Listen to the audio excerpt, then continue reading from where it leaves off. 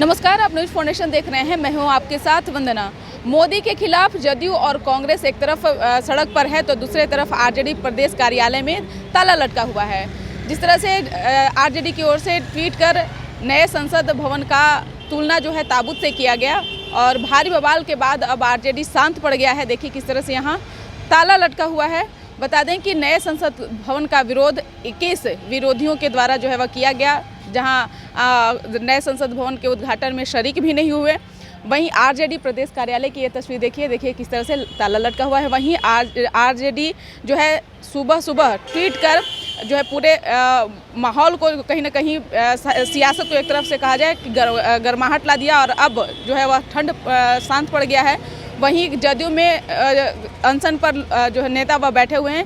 कांग्रेस के द्वारा भारी विरोध जताया गया, सड़कों पर एक तरह से आंदोलन किया गया प्रधानमंत्री नरेंद्र मोदी के खिलाफ। ऐसा इसलिए क्योंकि तमाम विरोधियों का यानी तमाम विपक्षियों के द्वारा से यह कहा गया कि राष्ट्रपति से उद्घाटन जो है नए संसद भवन का होना चाहिए। हालांकि इस पर कई तरह की प्रतिक्रियाएं आई। जदयू की ओर से यह कहा गया कि जिस तरह से नए संसद भवन को बनाया गया है कहीं ना कहीं एक तरह से कलंक है। वहीं ताबूत से तुलना आरजेडी के द्वारा किया गया।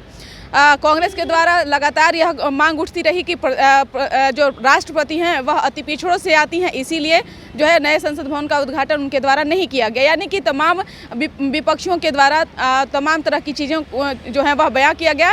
इसी क्रम में अगर आरजेडी की अगर हम बात करें तो देखिए किस तरह से ताला लटका हुआ है। ऐसा आमतौर पे नहीं देखा गया था, लेकिन भारी बवाल के बीच कहीं ना कहीं जो है शांत पड़ गया है। कहीं ना कहीं जो माहौल एक तरह से कहा जाए कि जो गरमाया, उसके बाद से आरजेडी के नेता भी अब दफ्तर कैसे पहुंचेंगे, जाहिर सी बात है कि ताला लटका हुआ है।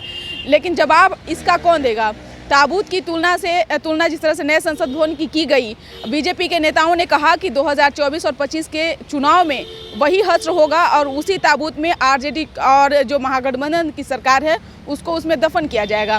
तो ये आखिरकार किसने बढ़ावा दिया और किसने इस बातों को बढ़ाया? आरजेडी के द्वारा न तो ट्वीट किया जाता, न तो इस प्रकार की चीज़ें जो है वह सामने आती। लेकिन फिलहाल बात यह है कि जिस तरह से नए संसद भवन के उद्घाटन समारोह को लेकर विपक्षियों में जो आक्रोश है वह जाहिर तौर पे देखा जा रहा है। सुबह से ही जदयू में जो बड़े नेताओं के द्वारा जो आमरण अनशन पर बैठे हुए हैं, तो वहीं उप सभापति हरिवंश जो हैं जो जदयू की ओर से जो हैं वह शरीक हुए। हालांकि प्रशांत किशोर ने उस पर भी तंज कसा।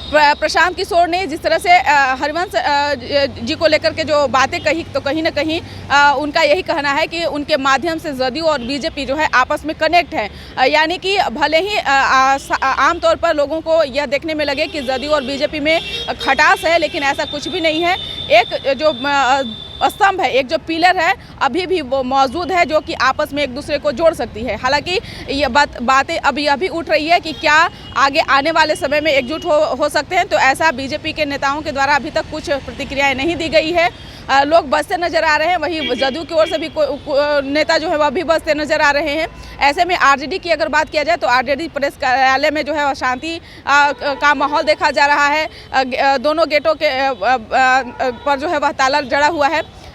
लेकिन देखने वाली विषय होगी कि जो लंबे समय से राजनीति हो रही थी नए संसद भवन के उद्घाटन समारोह को लेकर, साथ ही साथ सेंगोल को लेकर, तो कहीं ना कहीं अब आगे आने वाले समय में ये क्या गुल खिलाएगा ये तो भविष्य के घर में है। इस पर बस इतना ही। बने रहिए न्यूज फाउंडेशन के साथ। धन्यवाद।